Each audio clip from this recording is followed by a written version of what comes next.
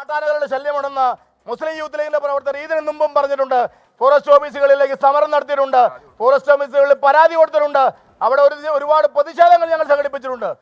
ഇന്ന് വരെ അതിനൊരു തീരുമാനമുണ്ടാക്കിയോ? ജനവാസ മേഖലയിൽ ആന ഇറങ്ങിയിട്ട് ഇന്ന് വരെ അവിടെ ഒരു ഫോറസ്റ്റ് ഉദ്യോഗസ്ഥനെയോ ഒരു അധികാരി വർഗത്തെയോ ഒരുത്തരെയും ഞങ്ങൾ കണ്ടിട്ടില്ല. ഇന്നിവിടെ ഞങ്ങളുടെ പ്രവർത്തകന്റെ മോർച്ചറിയിലേക്ക് ഫോറസ്റ്റ് ഓഫീസർ എത്തിയിരിക്കുന്നു. എന്തിനാ അയാൾ എത്തിയിരിക്കുന്നത്? അയാളെ ആ മോർച്ചയുടെ വാതിക്കൽ ഞങ്ങൾ അടുപ്പിക്കില്ല. നാളെ നേരം വെളുത്തോടെ തൊടുപുഴയിലുള്ള മുട്ടത്തുള്ള എല്ലാ ഫോറസ്റ്റ് ഓഫീസിന്റെ ഫ്രണ്ടിൽ മുസ്ലിം യൂത്ത് ലീഗിന്റെ ശക്തമായ സമരമായിട്ടുണ്ടാകും. ഞാൻ കൂടുതലൊന്നും പറയില്ല. പ്രിയപ്പെട്ട ഇതിനെക്കുറിച്ച് പറയാൻ, ഈ പ്രതിഷേധത്തിനെ കുറിച്ച് പറയുവാൻ മുസ്ലിം യൂത്ത് ലീഗ് ജില്ലാ പ്രസിഡന്റ് പി സുധീർ സാഹിബിനെ ക്ഷണിക്കുന്നു.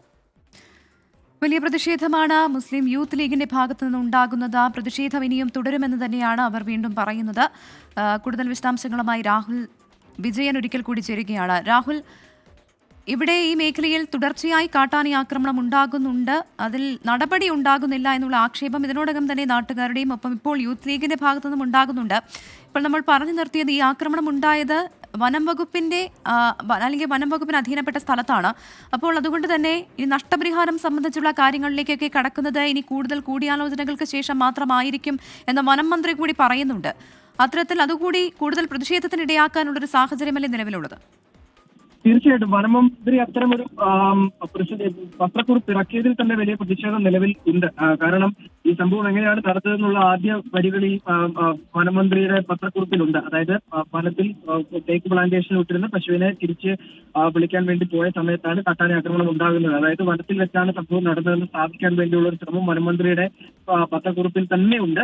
അത് തന്നെ വലിയ പ്രതിഷേധത്തിനിടയാക്കുമെന്ന കാര്യത്തിൽ യാതൊരു സാഹചര്യമില്ല. മാത്രമല്ല, ഏതെങ്കിലും തരത്തിൽ ഈ പണം കൊടുക്കുന്നതുമായി ബന്ധപ്പെട്ട കാര്യങ്ങൾ അത് ചർച്ച ചെയ്ത് തീരുമാനമെടുക്കും, അല്ലെങ്കിൽ ഏതെങ്കിലും വിധത്തിൽ നഷ്ടപരിഹാരം കൊടുക്കുമെന്ന് വനംവകുപ്പ് മന്ത്രിയുടെ ഓഫീസ് അറിയിച്ചിട്ടില്ല. അതുൾപ്പെടെ വലിയ തരത്തിലുള്ള പ്രതിഷേധത്തിലേക്ക് കാര്യങ്ങൾ കൊണ്ടുചെന്നെത്തിക്കുമെന്നതിൽ യാതൊരു തർക്കവുമില്ല.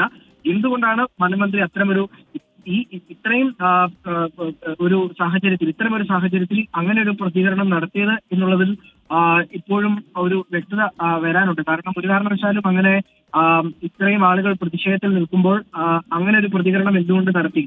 നഷ്ടപരിഹാരം കൊടുക്കുന്നതിനെ പറ്റി ആലോചിക്കാം. വനത്തിൽ വെച്ചുണ്ടായ ആക്രമണമാണ്, അത് വിശദീകരിച്ചുകൊണ്ടൊരു പത്രക്കുറിപ്പ് അത് തന്നെ നമുക്ക് മനസ്സിലാക്കാം. സ്വാഭാവികമായിട്ടും വനത്തിൽ വെച്ച് നടന്നൊരു കാട്ടാന ആക്രമണമായി അതിനെ വരുത്തി തീർക്കുക എന്നുള്ളത് മാത്രമായിരിക്കാം ഒരുപക്ഷെ വനംവകുപ്പിന്റെ ഇപ്പോഴത്തെ ഒരു തീരുമാനം.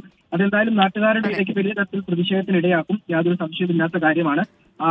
തേക്ക് പ്ലാന്റേഷൻ ആണ്, അത് വനം എന്ന് പറയാൻ പറ്റില്ല, തേക്ക് പ്ലാന്റേഷൻ ആണ്. അത് വനംവകുപ്പിന്റെ അധീനതയിലാണ് എന്നുള്ള വസ്തുതയുണ്ട്. എങ്കിൽ കൂടിയും ജനവാസ മേഖലയിലേക്ക് കാട്ടാനകൾ ഇറങ്ങിയിരുന്നത് ഒരു യാഥാർത്ഥ്യമാണ്. കഴിഞ്ഞ കുറച്ചു നാളുകളായി കാട്ടാനകൾ സ്ഥിരമായി ഈ പ്രദേശത്ത് ഇറങ്ങിയിരുന്നു. മാത്രമല്ല, ഇപ്പോഴും ജനവാസ മേഖലയ്ക്കടുത്ത് ഈ കാട്ടാനകൾ തുടരുത് എന്നുള്ളത് ആശങ്കപ്പെടുത്തുന്ന കാര്യമാണ്. ശരി രാഹുൽ, വ്യക്തമാണ് ആ മേഖലയിൽ തുടർച്ചയായി കാട്ടാനയുടെ ആക്രമണം ഉണ്ടാകുന്നുണ്ടെന്ന നാട്ടുകാരും അല്പം മുൻപ് 24 പ്രതികരിച്ചിരുന്നു.